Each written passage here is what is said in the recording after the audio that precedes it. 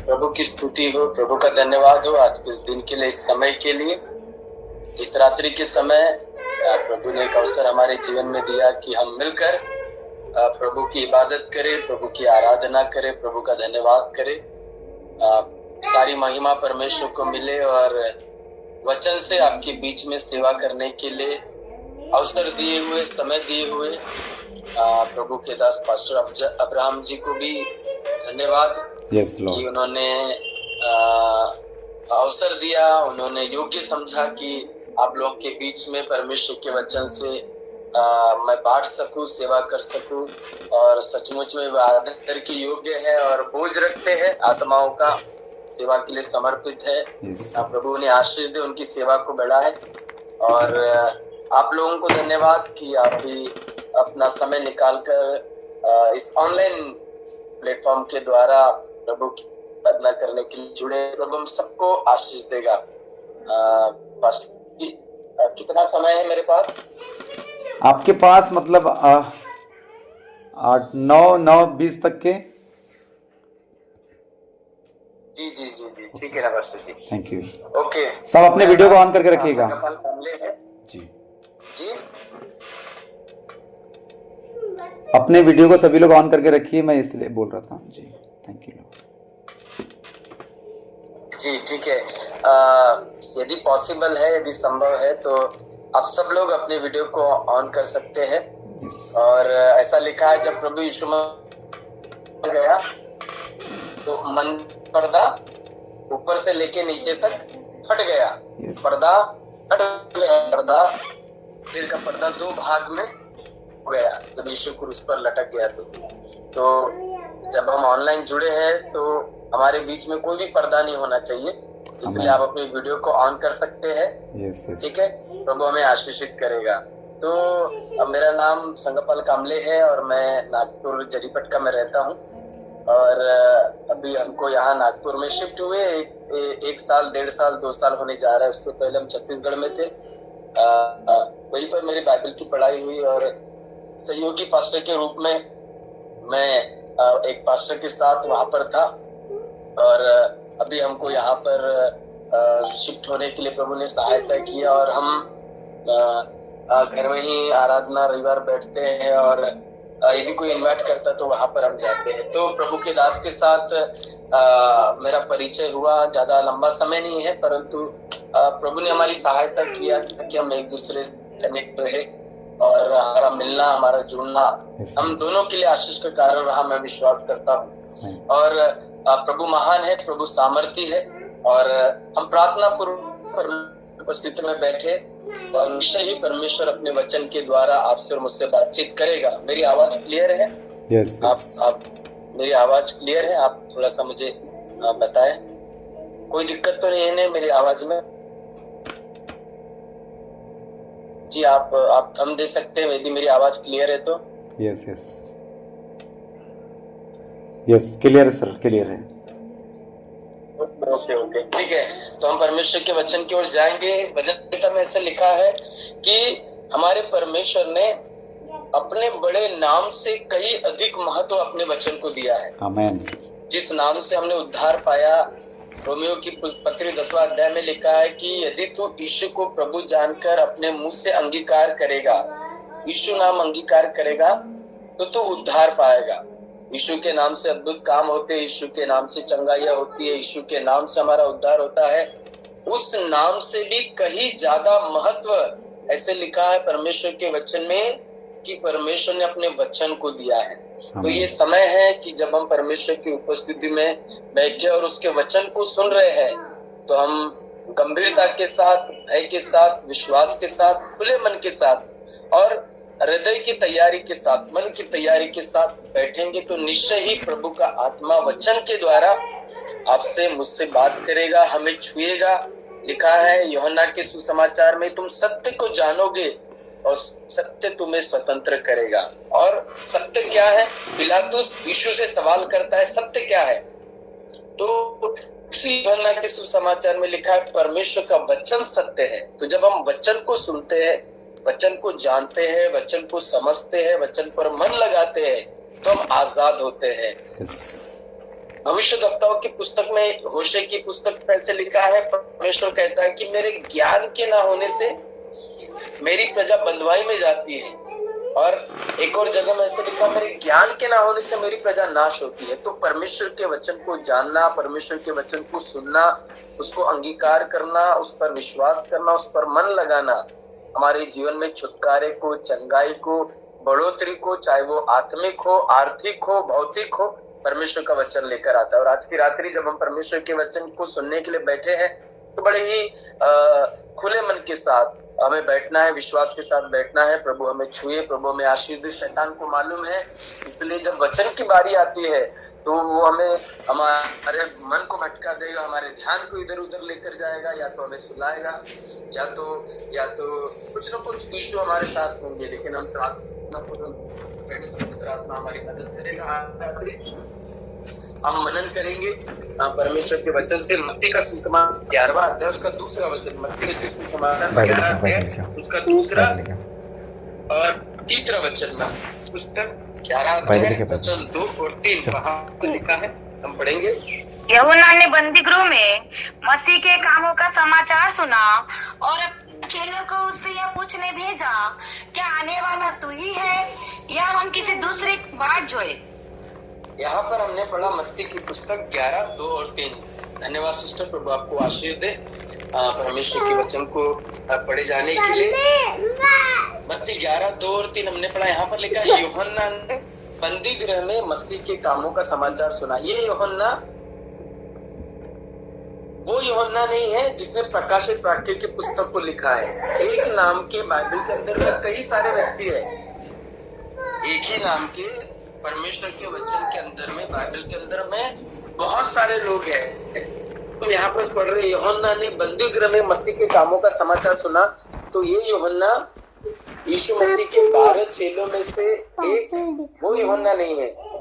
हम चारों सुसमाचारों में से एक सुसमाचार को पढ़ते, यूहन्ना का सुसमाचार, तो उसको लिखने वाला यूहन्ना का सुसमाचार वो दूसरा यूहन्ना है। और ये जो जेल के अंदर में है ये दूसरा यूहन्ना है। यहूदा की पत्री, प्रकाशित वाक्य के पहले यहूदा की पत्री है।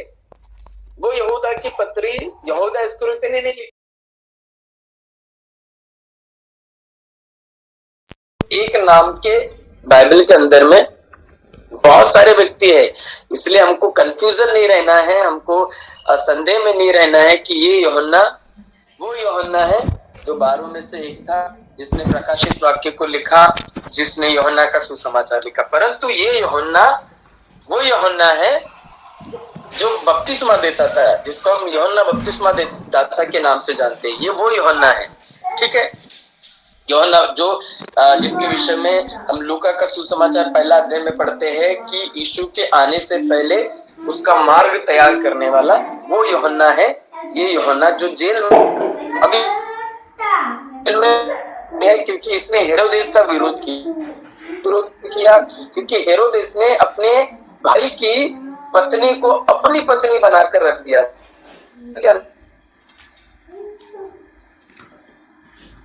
और जिसको यीशु मसीह चंगाई देता है, आपने पढ़ा है बाइबल के अंदर में सुसमाचार अध्याय में, कुबड़ी स्त्री जो यीशु के पास आती है आराधनालय में, और यीशु उसको से कुबड़ी थी।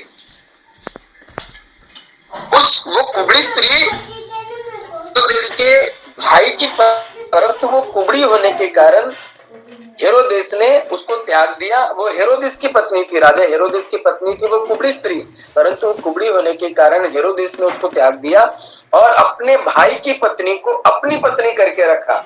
और यूहन्ना बपतिस्मा देने वाले ने उस बात का विरोध किया कि तू व्यवस्था के विरुद्ध काम करता है, तूने अपने भाई की पत्नी को अपनी पत्नी बनाकर रखा है जबकि तेरी पत्नी जिंदा है। तो इस बात के कारण यूहन्ना को जेल में डाल दिया गया, क्योंकि उसने राजा का विरोध किया, उसके कामों का विरोध किया, उसके गलत हरकतों का विरोध किया। अब जेल में डाल दिया। अब ये जेल में यूहन्ना बपतिस्मा देने वाले के भी चेले थे। जैसे यीशु के चेले थे 12, वैसे यूहन्ना बपतिस्मा देने वाले के भी चेले थे, मूसा के भी चेले थे, ऐसा बाइबल में लिखा है। तो यूहन्ना बपतिस्मा देने वाला जब जेल के अंदर में है तो वो अपने चेलों को बुलाकर वो ये कह रहा है, जाकर यीशु से सवाल करो, क्या आने वाला तू ही है या हम किसी और की बाट जो है। अब यीशु को लेकर ये यूहन्ना के मन के अंदर में संदेह है, डाउट है, शंका है। ये यूहन्ना बपतिस्मा देने वाला यीशु को लेकर डाउट में है। किस बात को लेकर वो डाउट में है, क्या संदेह है, क्या शंका है? ये शंका है कि ये यीशु आने वाला मसीह है कि नहीं। ऐसा लिखा है, क्या आने वाला तू ही है या हम किसी दूसरे की बाट जो है। अब ये यूहन्ना जो है बपतिस्मा देने वाला, इसके मन के अंदर में यीशु को लेकर संदेह है, यीशु को लेकर शंका है, यीशु को लेकर डाउट है।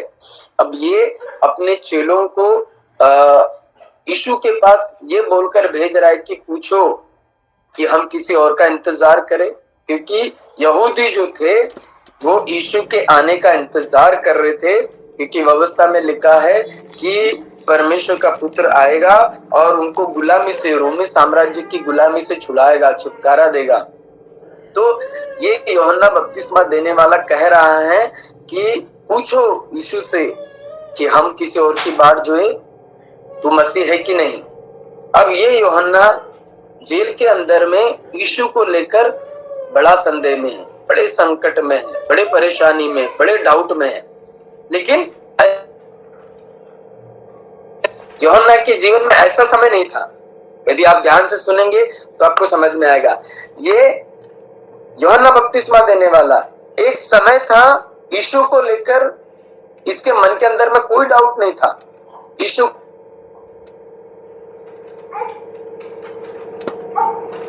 को आने वाला मसीह बोल रहा था। एक समय था यूहन्ना बपतिस्मा देने वाले के जीवन में कि वो यीशु को परमेश्वर का बेटा अंगीकार कर रहा था।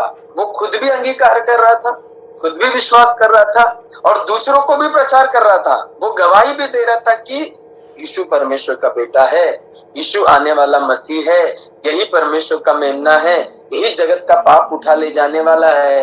एक समय में यूहन्ना बपतिस्मा देने वाला ये प्रचार कर रहा था। कहां पर कर रहा था? आइए हम पढ़ते हैं यूहन्ना का सुसमाचार पहला अध्याय। यूहन्ना का सुसमाचार पहला अध्याय उसका 29 वचन पढ़ेंगे। यूहन्ना 1 अध्याय उसका वचन 29। दूसरे दिन उसने यीशु को अपनी ओर आते देखकर कहा, देखो यह परमेश्वर का मेमना है जो जगत का पाप उठा ले जाता है। देखो ये कौन बोल रहा है पता है आपको? ये यूहन्ना बपतिस्मा देने वाला बोल रहा है। यूहन्ना का सुसमाचार पहला अध्याय 29 वचन हमने पढ़ा है। ये वचन जो बोल रहा है ना, दूसरे दिन उसने, किसने?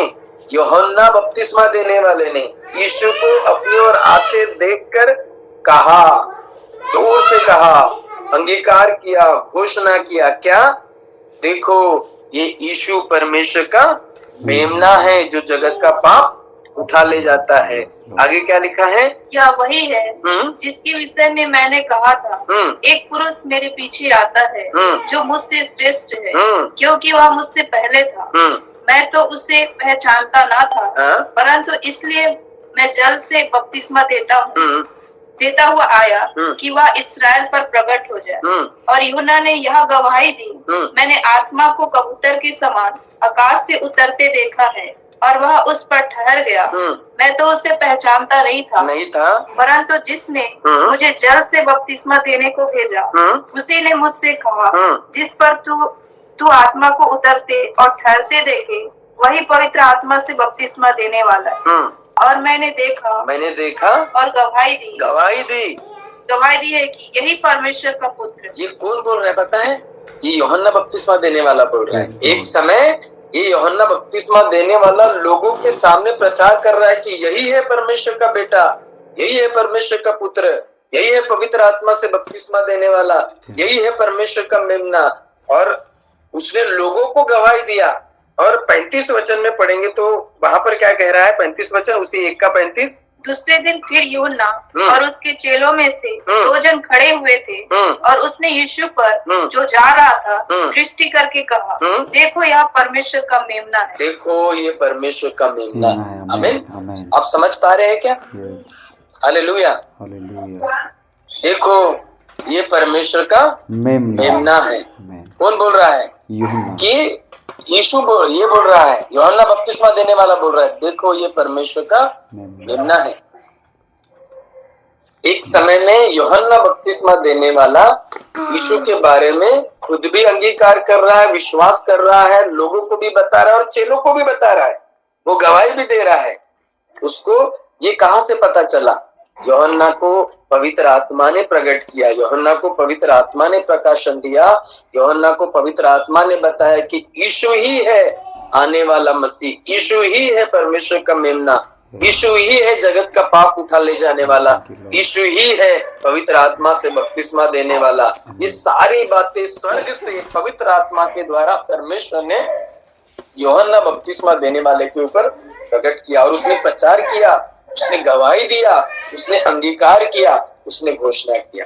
परंतु अब क्या हो रहा है? मत्ती 11 अध्याय में हम पढ़ रहे हैं, दूसरा वचन से लेके नीचे की ओर। अब यूहन्ना बपतिस्मा देने वाले को हेरोदेस ने जेल में डाल दिया। क्यों? क्योंकि उसने हेरोदेस के कामों का विरोध किया। हेरोदेस बहुत बड़ा राजा है, तो उसको जेल के अंदर में है, से जेल में मिलने भी नहीं गया, यीशु मिलने तक नहीं गया, तो छुड़ाने की बात बहुत दूर की है।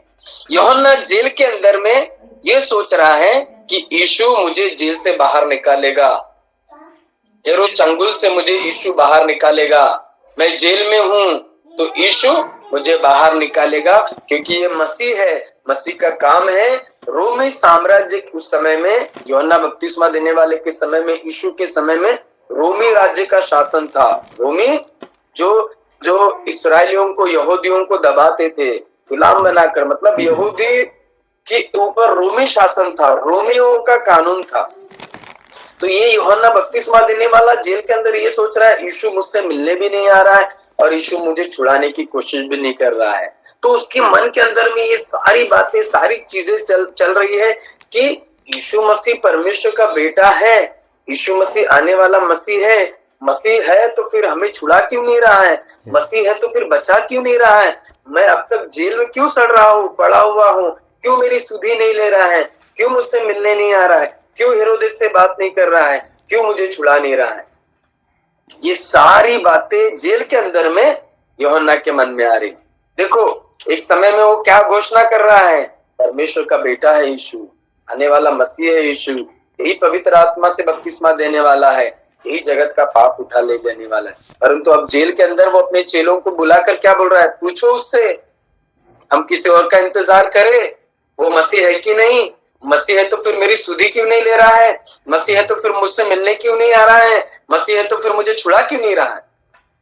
एक समय में स्वर्ग से जो उसको प्रकाशन मिला था, अब जब उसके जीवन में संकट है, अब जो उसके सिर के ऊपर तलवार लटक रही है, अब जब वो जेल में है, अब जब वो विपरीत परिस्थिति में है, तो उसको एक समय में पवित्र आत्मा के द्वारा परमेश्वर ने जो प्रकाशन दिया, उसी प्रकाशन को लेकर अब यूहन्ना बपतिस्मा देने वाला संदेह में है, शंका में है, डाउट में है।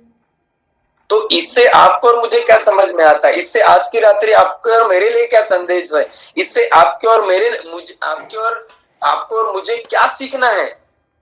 ये सीखना है कई बार यूहन्ना बपतिस्मा देने वाले के समान आपके और मेरे जीवन में भी समय आएगा, संकट आएगा, चारों तरफ से शैतान हमें जेल के अनुभव में, मतलब जेल में पुलिस स्टेशन में बंद नहीं करेगा, परंतु आत्मिक रूप से हमको समझना है हमारे चारों तरफ भी वो ऐसे माहौल को, ऐसे वातावरण को बनाएगा कि हमें लगेगा मैं बंदी गृह में हूं, मैं जेल में हूं। ऐसा विचारों का जेल और ऐसे बीमारी की जेल, गरीबी की जेल और ऐसी कई जेलों को वो हमारे चारों तरफ लेकर आएगा और हमारे मन के अंदर में यूहन्ना बपतिस्मा देने वाले के समान वो शंका को, डाउट को, जो प्रकाशन हमको मिला, जो वरदान हमको मिला, जो भविष्यवाणी हमारे लिए हुई, जो परमेश्वर के दासों ने हमारे लिए भविष्यवाणी की और जो दर्शन हमें मिला, जो स्वप्न हमें मिला, उसको लेकर हमें डाउट में डाल देगा।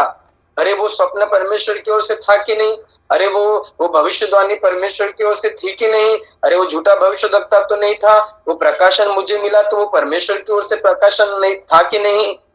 जब परमेश्वर की ओर से था तो मेरे साथ ऐसा क्यों हो रहा है? यूहन्ना के साथ ही यूहन्ना ये सोच के बैठा ये मसीह है तो मुझे छुड़ा क्यों नहीं रहा है? अब आप सोच कर देखिए, प्रेरितों के काम 11 अध्याय हम पढ़ते हैं, उस 11 अध्याय में बंद है। जब हम प्रेरितों के काम 16 अध्याय पढ़ते हैं, उस 16 अध्याय में तो सिलास जेल के अंदर में बंद है। लेकिन आपको पता है पतरस को प्रभु यीशु मसीह ने, परमेश्वर के दूत ने जेल से बाहर निकाला अपना स्वर्गदूत भेजकर। पतरस इतना भयानक जेल में था, ऐसा लिखा है 7 पैरे थे, 7 पैरे के अंदर में पतरस को जेल में डाल के रख दिए थे, ताकि वो चाह कर भी उसको कोई छुड़ा ना सके। परंतु आपको मालूम है, जब हम प्रेरितों के काम 11 अध्याय पढ़ते हैं, 10 और 11 पढ़ते हैं, वहां पर ऐसे लिखा है बड़े अद्भुत तरीके से पतरस को परमेश्वर ने अपना स्वर्गदूत भेजकर जेल से बाहर निकाला।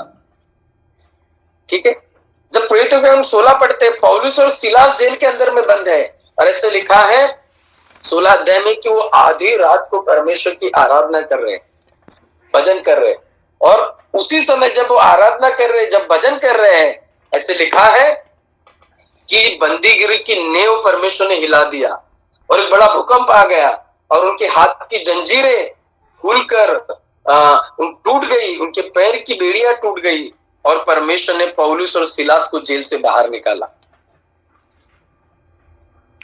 दानियल की पुस्तक में पढ़ते, दानियल को सिंहों की मांद में डाल दिया गया, लेकिन सिंह ने दानियल के बाल तक को छुआ नहीं।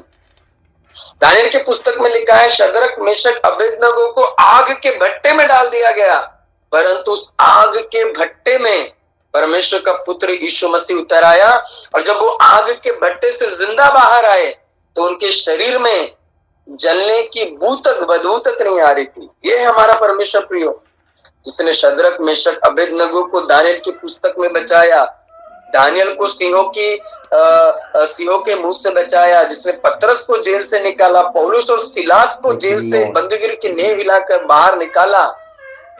क्या वो परमेश्वर इस यूहन्ना बपतिस्मा देने वालों को जेल से बाहर नहीं निकाल सकता है? क्या निकाल सकता है? आराम से। परमेश्वर के लिए 1 सेकंड का काम है यूहन्ना बपतिस्मा देने वालों को यूहन्ना बपतिस्मा देने वाले को उस जेल से बाहर निकालना 1 सेकंड का काम है। मैं आपको बताना चाहता हूं, आज आप और मैं जिस दुख में है, जिस बीमारी में है, जिस संकट में है, जिस परेशानी में है, आप और मैं जिस भी हालात में है प्रियो, हमारे परमेश्वर को 1 सेकंड काफी है हमारी परिस्थिति बदलने के लिए, हमारे हालात बदलने के लिए, हमारी अवस्था को बदलने के लिए, हमारी गरीबी दूर करने के लिए, हमें चंगा करने के लिए, और हमारे असंभव को संभव करने के लिए 1 सेकंड परमेश्वर को काफी है। 1 सेकंड। आप पता है, उत्पत्ति पहला अध्याय पढ़ते, वहां पर लिखा पृथ्वी सुनसान थी, बेडोल थी, और गहरा अंधेरा था, और परमेश्वर का आत्मा गहरे जल के ऊपर मंडराता था। आपको पता है, परमेश्वर ने शब्द बोला और ऐसे लिखा है आमीन, उजियाला हुआ। वो उजियाला होने के लिए 1 सेकंड लगा पवित्र आत्मा को। परमेश्वर ने बोला और उजियाला हुआ, परमेश्वर ने बोला और सृष्टि होते गई। तो 1 सेकंड लगता है हमारे परमेश्वर को आपकी और मेरी स्थिति बदलने के लिए। परमेश्वर को सालों नहीं लगते, परमेश्वर को महीनों नहीं लगते, परमेश्वर को दिन नहीं लगते। 1 सेकंड काफी है आपको और मुझे छूकर प्रभु आपकी और मेरी स्थिति, आपके और मेरे हालात, आपके और मेरी अवस्था को बदलने के लिए। यूहन्ना को परमेश्वर चाहे तो जेल से बाहर निकाल सकता है, लेकिन नहीं निकाल रहा है। क्यों नहीं निकाल रहा है? वो परमेश्वर की योजना है, वो परमेश्वर की इच्छा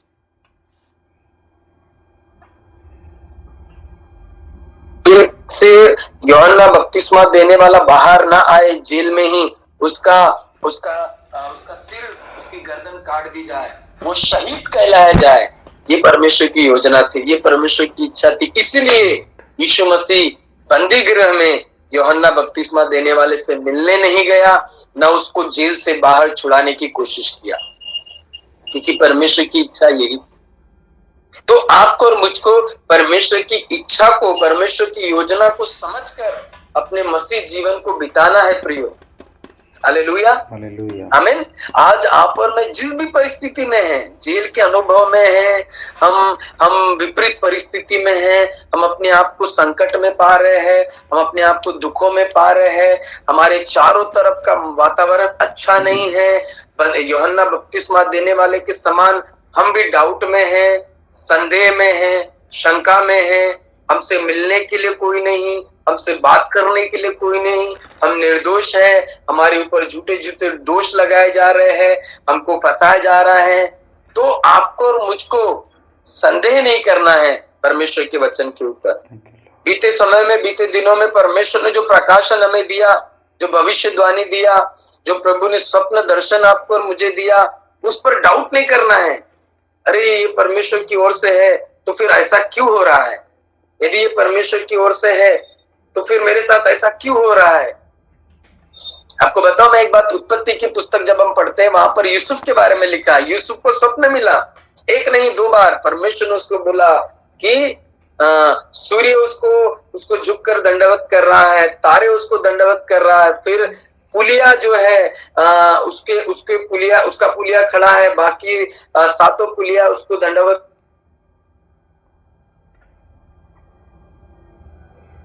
पूरा उल्टा हो गया, पूरा उल्टा हो गया। उसको सूखे कुएं में डाल दिया, फिर सूखे कुएं में वो नहीं मरा तो सौदागरों के हाथ में बेच दिया, वहां से मिस्र में चले गया, मिस्र में फिर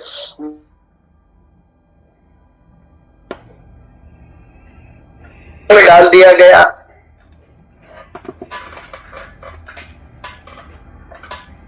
देखा परमेश्वर ने क्या मुझे बताया और मेरे साथ हो क्या रहा है, सब उल्टा हो रहा है। ये शैतान की ओर से था, ये परमेश्वर की ओर से नहीं था। ये शैतान की ओर से था, परमेश्वर की ओर से होता तो ऐसा थोड़ी मैं जेल में होता, ऐसा थोड़ी मुझे बेचा जाता, ऐसा थोड़ी मुझे सूखे कुएं में डाल दिया जाता। तुरंत यूसुफ चाहे तो ना बोल सकता था, अरे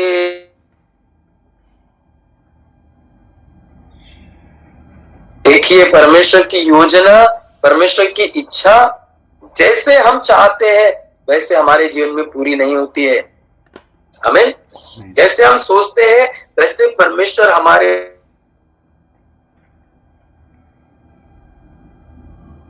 से लिखा है तुम्हारे विचारों में, परमेश्वर कहता है तुम्हारे विचारों में और मेरे विचारों में जमीन और आसमान का फर्क है, कहता है परमेश्वर। हमारे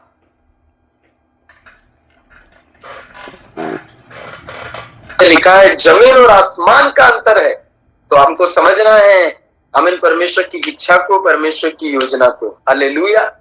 एक समय में यूहन्ना बपतिस्मा देने वाले ने यीशु का प्रचार किया, परंतु जब वो जेल में पहुंच गया उसको मिले प्रकाशन के ऊपर वो डाउट करने लगा, संदेह करने लगा, यीशु मसीह को लेकर वो सवाल करने लगा, अरे ये मसीह है कि नहीं है। बहुत बार हमारे भी जीवन में ऐसे सवाल शैतान लेकर आएगा, परिस्थितियां लेकर आएगी। मैं यीशु में हूँ तो मेरे साथ ऐसा क्यों, मैंने प्रभु यीशु को ग्रहण किया तो फिर मेरे साथ ऐसा क्यों। ऐसे बहुत सारे सवाल आज की रात्रि आपके जीवन में हो सकते हैं, परंतु उसका उत्तर मैं आपसे कहना चाहता हूँ आमीन परमेश्वर के वचन में है, परमेश्वर की उपस्थिति में है। हमें डाउट नहीं करना है, संदेह नहीं करना है, परमेश्वर की योजना को समझना है, उस योजना में स्थिर रहना है, उसमें चलते जाना है, प्रार्थना करते रहना है, उपवास करते रहना है, पवित्र जीवन जीते रहना है, प्रभु के अगुवों की बात मानते रहना है, उनके अधीन रहना है। जैसे पवित्र आत्मा हमको अगुवाई करता है वैसे एक एक कदम प्रार्थना के साथ हमें आगे बढ़ाते जाना है। निश्चय ही परमेश्वर आज जो असंभव आपके और मेरे सामने में है, आज जो जेल हम अपने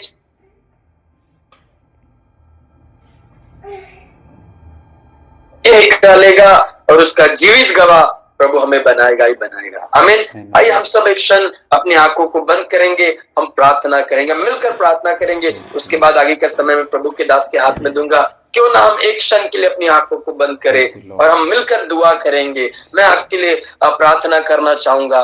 जल्दी से हम अपनी आंखों को बंद करें और हम अपने हृदय को खोले और जहां कहीं पर भी आप है, आप प्रभु से कहे, प्रभु आमीन मेरी सहायता कर। आमीन मैं अपने आप को जेल में पाता हूँ प्रभु, गरीबी की जेल, बीमारी की जेल, असंभव की जेल, विरोध की जेल, सताव की जेल। दूसरों ने मेरे ऊपर झूठे दोष लगाए प्रभु, वाली जेल, मेरे खिलाफ में षड्यंत्र किए जा रहे प्रभु, ऐसी जेल में मैं अपने आप को पाता हूँ। परंतु प्रभु मैं आपसे विनती करता हूँ, जैसे आपने पतरस को छुड़ाया, पौलुस और सिलास को छुड़ाया, दानियल को छुड़ाया, शद्रक मेशक अबेदनगो को बाहर निकाला प्रभु, मेरे लिए आपकी योजना पूरी होने पाए प्रभु। मैं आपके वायदों के ऊपर कभी भी सवाल करने ना पाऊं प्रभु, मैं आपके प्रकाशनों के ऊपर कभी भी डाउट करने ना पाऊं प्रभु, आपके वरदान को लेकर शैतान मेरे अंदर कभी भी प्रभु हमें डाउट को और संदेह को लेकर आने ना पाए प्रभु। मिलकर प्रार्थना करेंगे, थोड़ी देर प्रभु से प्रार्थना करें, स्तुति करें, अन्य भाषा में हमें प्रभु से प्रार्थना करें।